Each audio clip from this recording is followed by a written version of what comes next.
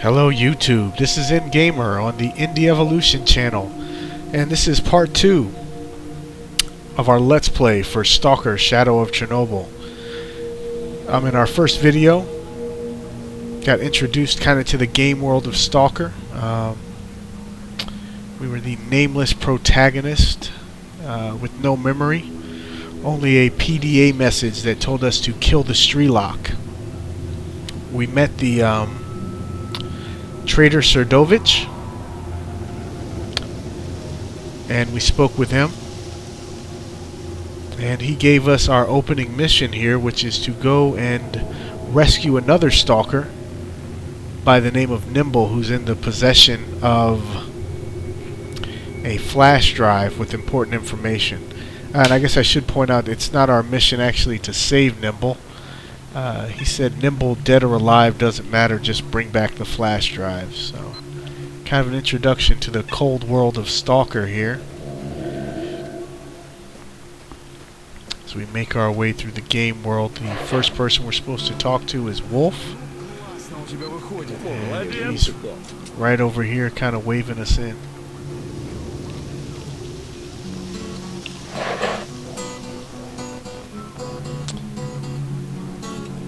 You'll notice in this game it's not 100% voiced. It's not fully voiced like a Mass Effect or a Skyrim. So I will be taking a little time during the chat sequences so everyone has a chance to read the information in front of them, and I'll kind of be giving a summation of the conversation at the end. Всё, завязывай. Молодец. So right now we're just telling them we need to see Nimble. He's explaining to us that Nimble was attacked by a group of bandits, and he managed to get off an SOS message. Here we're asking a valid question: why doesn't he go rescue his own people? You know, he's the guy with the fancy AK-47. We're the guy walking around with the headphones like a tourist. Nonetheless, he seems to be a little insulted by that, and his manpower is short, this kind of thing. Long story short, we're the guy who's going to go in. And here he lets us know that he's got some scouts out there who apparently are going to throw in with us to try to rescue Nimble. Guys, I'm sending someone your way, so wing it. You may attack if necessary. Over. All right, Wolf, send him in. As long as he stays out of the way. Out. Okay. Normally I would go through and explore this area a little more, but in the interest of the Let's Play, I'm going to try to keep things moving here. It just flashed briefly across the screen, but he did give us kind of our starting equipment here. A PMM, the most widespread pistol in the zone. It is a legacy of the Soviet era. It is relatively reliable and cheap. Has a low magazine capacity, low power, and unsatisfactory grouping of shots. It is the main weapon of a beginning stalker, and we are a beginning stalker. You can see here the weapon statistics. We'll start up at the top with the name of the weapon, the cost of the weapon or value of the weapon. This is the weapon's weight. As you can see over here in our inventory screen, we have a limited amount of weight we can carry, so this may become a factor for us later on in the game. The weapon's condition. This is weapons in perfect condition, but obviously the condition of your weapons as they degrade becomes a factor. They can jam, break, this kind of thing. And here are the weapon's vital statistics: accuracy, handling, damage, rate of fire. We can see that this weapon is not really anything spectacular, but let's go ahead and equip it. And we can see our aiming reticle there, pretty wide. And we'll just go over a few of the basic controls of this game. I guess pretty standard for PC. We have W forward, A left, S backwards, D to our right, Q is lean left, E is lean right. Those are our basic movement controls. the control key here. Standard, you have to hold control to stay in the half crouch. I've got it set so that I stay in there just by tapping the button. It was just more convenient for me. And you see as I hit control, our aiming reticle gets slightly smaller. Shift key takes us down another level to a full kneel. Aiming reticle again goes down to even smaller. Right click of our mouse will aim us right down the sights here. If you keep your eye on the bottom left, you can see those motions taking place on the avatar. Also, there's a speaker icon to the left of that, and you notice as we move, that fills up in pink, and that shows just the amount of noise we're making. If you hit control and go down into a crouch, that level of noise becomes less. If we go down into shift, that doesn't really do much for our level of noise, but makes us a lower target. One thing to watch out for in this game, you can see as we walk through the bushes, the pink bar begins to fill up a lot more. So there's noise associated with the environment that you're moving through as well, not just with the position that you're in. To the right of that is a light bulb icon. I take it that's whether we're spotted or not. As we go through, we'll look at the upper left-hand corner of the screen. That's our radar.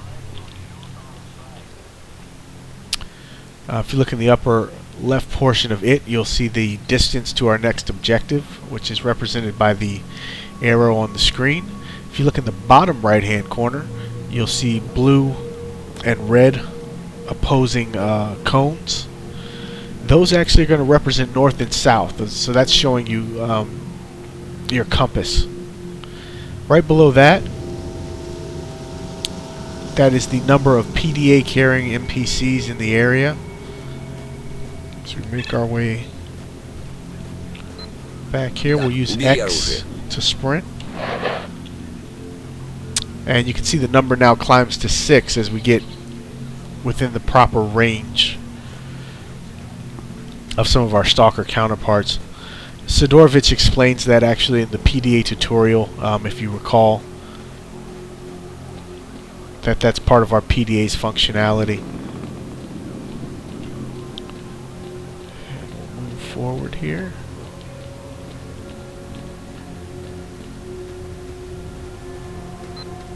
If we look off to our right here, you'll see the ripples in the air. What those are, they are radioactive anomalies. And we can back out here. As you get closer to them, you'll start to hear the Geiger counter beep, and you'll see the film grain over our screen. These can be pretty hazardous. When you're just walking around exploring, it's obvious you can pretty much see them. You can see where they are. When you're running and gunning in combat, a lot of times you can end up running right through one of these, and they do damage your character. So that's something to look out for. I'll go more in depth on those as we get more experience with them in the game world.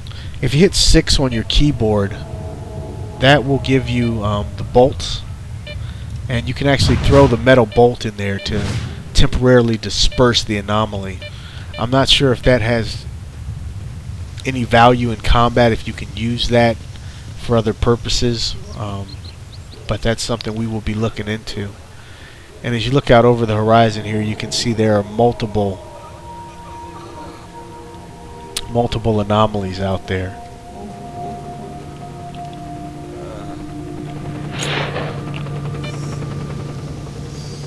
And our binoculars here, we use those with left click.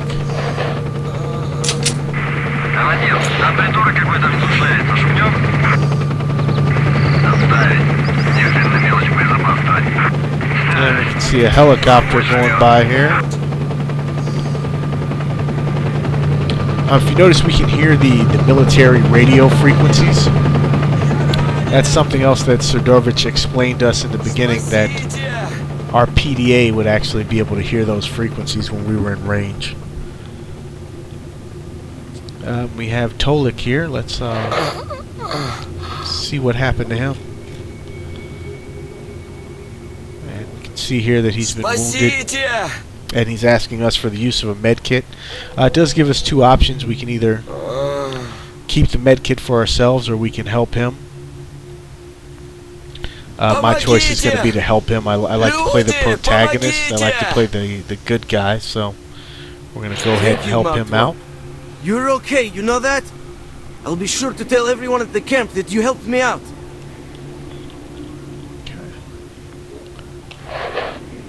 And we can see now, if you look over in the upper right hand corner of your screen, his attitude has changed from neutral to friend. So in exchange for saving his life, we've now improved his attitude towards us. And we'll see if he knows anything about what's going on here. And apparently he was with Nimble when Nimble was attacked. And Nimble was abducted. The gentleman he was with was killed, and he was obviously injured. And we'll see if he'll join us. And the answer to that is going to be no. He's going to get back to camp and heal up. So, one other interesting thing in this game is the trade button here.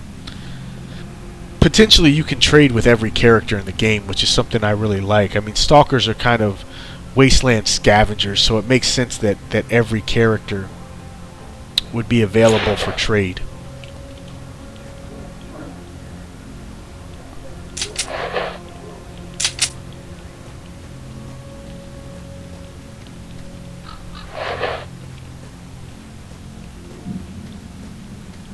Next thing I want to show you here is your knife. Kind of similar to how the crowbar was used in Half-Life. Not only is it a weapon that you can attack with, but you can also use it as a utility item to break open crates, so on and so forth. And you can see here how effective that is. And we'll pick up a med kit here.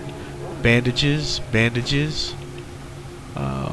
Looks like a long barrel pistol, ammunition, and more bandages.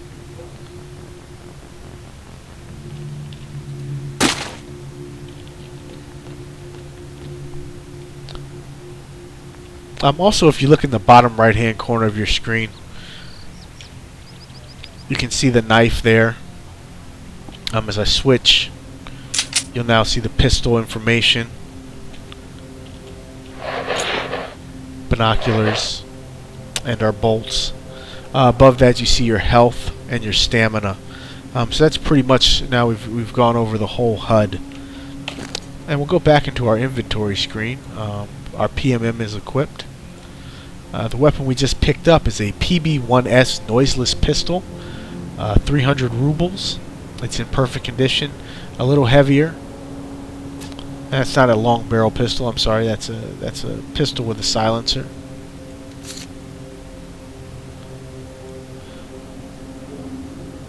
A little bit heavier than the PMM. If you look at the PMM compared to it, we'll see the accuracy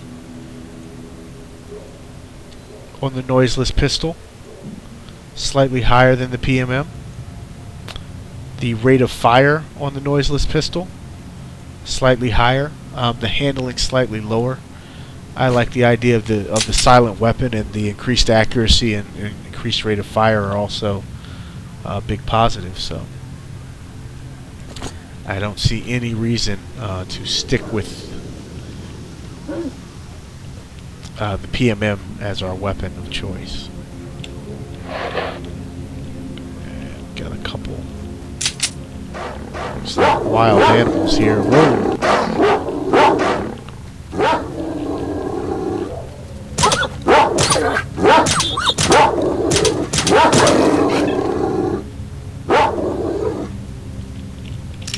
Okay, got attacked by a couple wild dogs there. Sorry, animal lovers.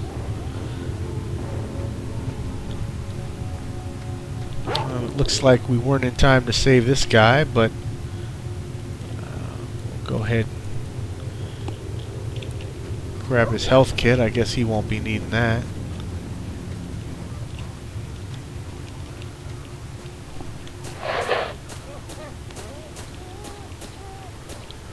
Other here that we'll break open. Add some ammunition for us.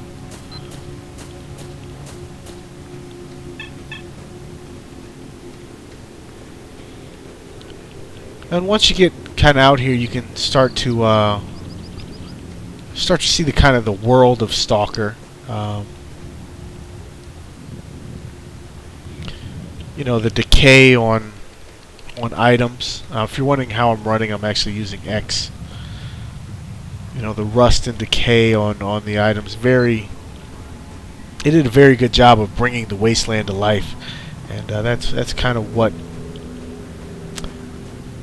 the large part of the appeal for players was in this game, was just the dynamic game world that the developers created.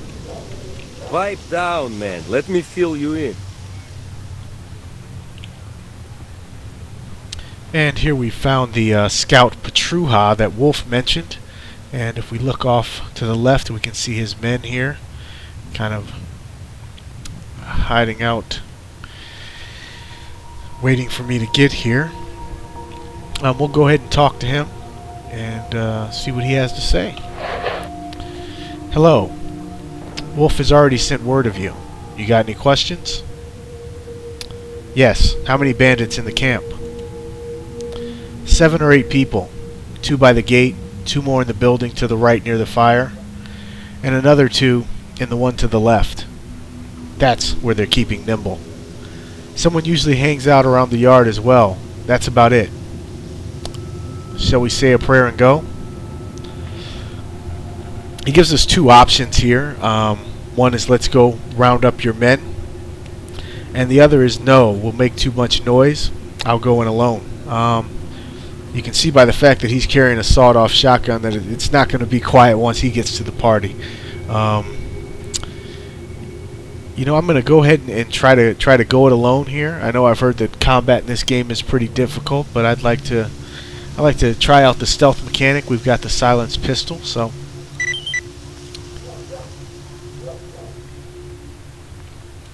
And it updates our task for us to go get the information from the scout. So that's going to be it for this episode, guys. That's episode 2's conclusion. In episode 3, we'll be getting into the combat mechanics of S.T.A.L.K.E.R Shadow of Chernobyl, as we will go in and take on the bandits, see if we can rescue Nimble, and gather up the flash drive for the trader. So don't forget to tune in, man. Come and check us out on Let's Play number 3 in the series. Thanks, guys, and see you next time.